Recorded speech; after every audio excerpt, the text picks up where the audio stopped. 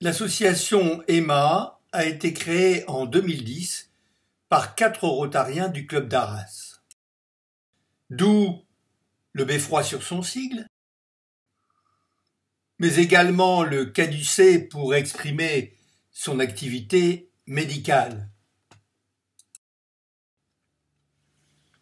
Elle rayonne depuis grâce à ses bénévoles et à son bureau. Son action se concentre aujourd'hui sur Madagascar, qui en 2021 est encore le 5e pays le plus pauvre au monde. C'est à l'hôpital d'Antsouy, chef-lieu de la région de Sofia au nord-ouest de la Grande Île, que se concentre notre action. Cet hôpital dispose de 120 lits pour une population de plus d'1 million de personnes. À notre arrivée en 2010, les conditions sanitaires déplorables nous ont interpellés, avec ici son bloc opératoire, sa triste salle d'accouchement, sa laverie, sa stérilisation, ses sanitaires et l'absence d'eau plusieurs mois par an durant la période sèche. Malgré tout, une activité chirurgicale, certes difficile du fait des conditions d'hygiène et d'alimentation en électricité, avec peu de matériel, mais une équipe médicale volontaire. Sur Arras, la mobilisation est totale pour récupérer du matériel et tout le club est en action. 6 containers sont envoyés. Le dernier en mars 2021 avec 76 mètres cubes de matériel pour tous les services et tous les soins. On a pu remplacer la quasi-totalité de la literie. L'urgence était de construire un nouveau bloc opératoire avec 4 salles d'intervention, une salle de réveil et des zones de stockage.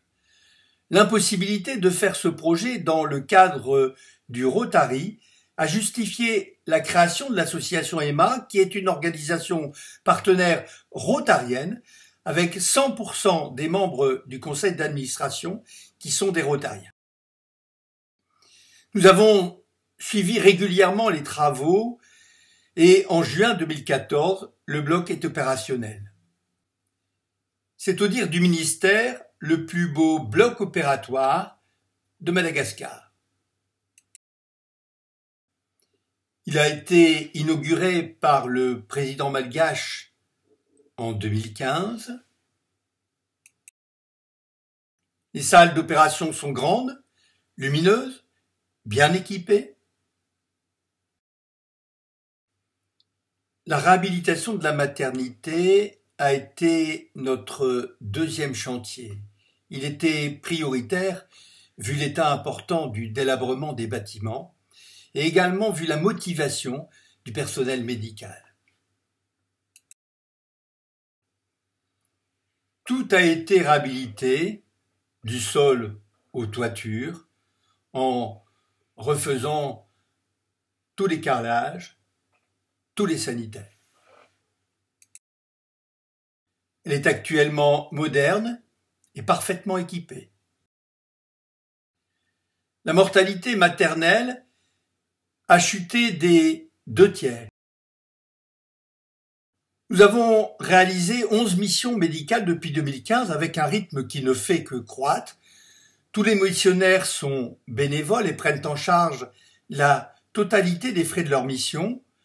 L'association n'a aucun frais de fonctionnement. 90% des missionnaires ont fait plusieurs missions. Vous voyez ici la salle d'attente lors de la première mission en 2015. C'est par la radio que les patients apprennent notre arrivée. Les missions ne sont pas seulement médicales, les nombres de personnes rotariennes ou non rotariennes viennent nous aider pour la réhabilitation, le tri, l'organisation. Un nouveau cabinet de dentisterie a été installé en 2019. Plus de 30 spécialistes participent à nos missions dans tous les domaines chirurgicaux ou médicaux. Il a fallu attendre 2017 pour que les conditions de soins soient propices à la prise en charge des patients dans le domaine de l'orthopédie, tant en ce qui concerne les adultes que les enfants.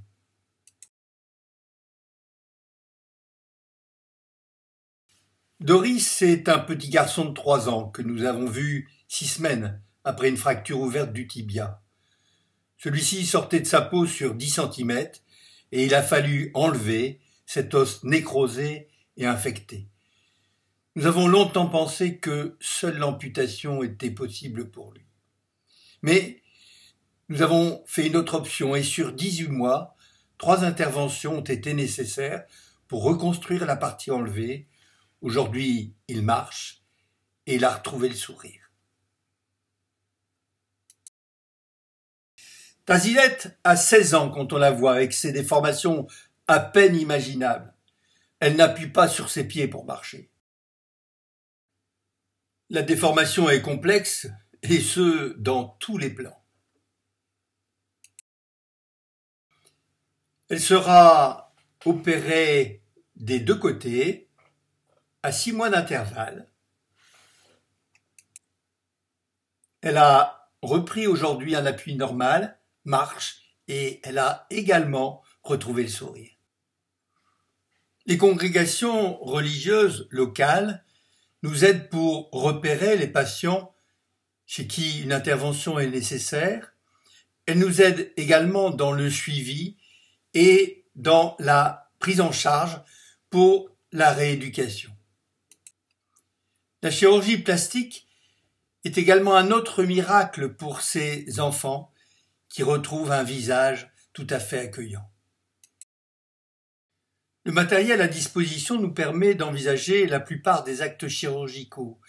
Et quand on voit en bas à droite le matériel disponible en 2010 et l'état actuel de ce matériel en 2021, on se rend compte de la grande amélioration et des avantages que vont pouvoir avoir les patients dans leur traitement. L'eau a longtemps été un problème. Absente pendant plusieurs mois, à la saison sèche, il était difficile d'assurer les soins d'hygiène de base. Et c'est grâce à une subvention mondiale du Rotary et à l'agence de l'eau Artois-Picardie que nous avons pu régler ce problème. En 2018-2019, nous avons effectué un forage avec une pompe alimentée par le solaire et un château d'eau qui alimente non seulement l'hôpital, mais également une partie de la ville avec 3 kiosques répartis dans la ville pour couvrir environ 2500 habitations. Enfin, en novembre 2019, l'eau arrive tous les jours à l'hôpital. Et il n'est plus nécessaire, comme on peut le voir, d'utiliser les nombreux bidons indispensables à l'hygiène auparavant.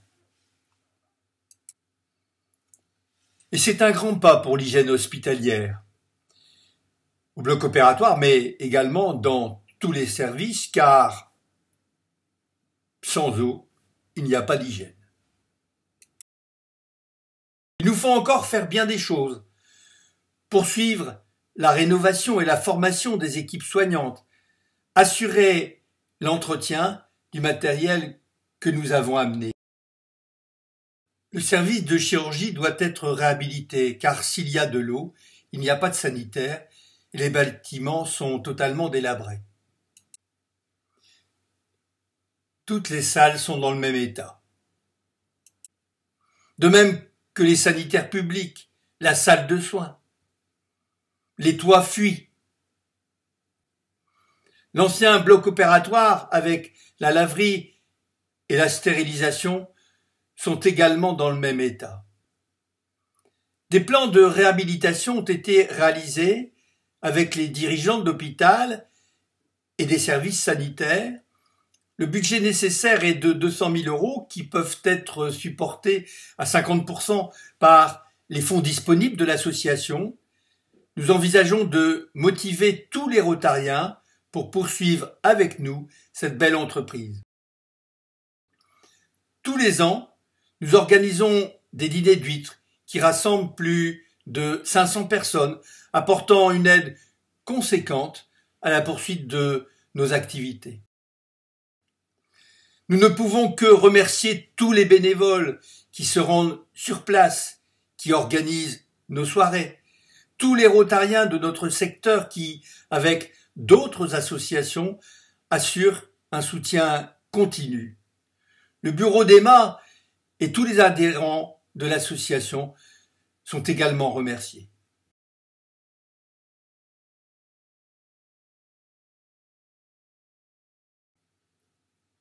Le site d'Emma, emma-asso.fr, vous permettra de suivre régulièrement nos missions et nos avancées et de vous proposer pour nous aider ainsi que pour faire un don.